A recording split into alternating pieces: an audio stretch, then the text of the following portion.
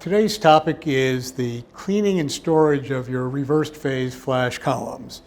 So with reversed phase being more and more popular these days, it's important to make sure that you maintain a high quality or good performing column. And the best way to do that is to flush the columns after their use and getting ready to be stored with a relatively strong organic.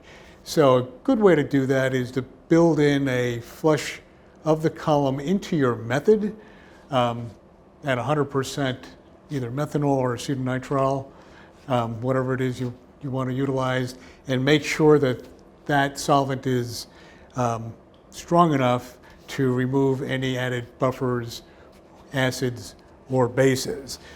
But if you want to do a thorough cleaning and you find your columns are discolored even with building that 100% wash at the end of your method, what you can do is go to Menu, Flushes and Purge, tell the system which channel your column is on. So my column here is actually on channel 2, so select channel 2. It knows the column because that's what I last used on this particular channel. It defaults to 50 milliliters of flush. That's only one column volume. And so let's put in 3, so let's put in 50 milliliters, actually 3 column volumes.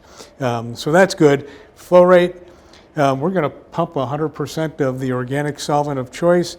So we're going to put in 100 milliliters per minute for the flow rate, and we're going to choose any number of solvents. So you can indeed flush with 100% ethyl acetate should you want to do that, as long as you then follow that up with, say, 100% methanol or 100% acetonitrile. So at this point in time, yes, we want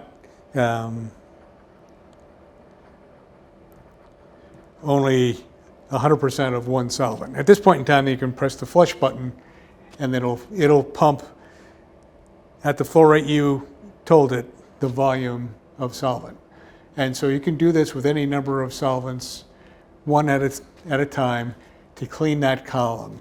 But for storage, I always like 100% either methanol or 100% acetonitrile.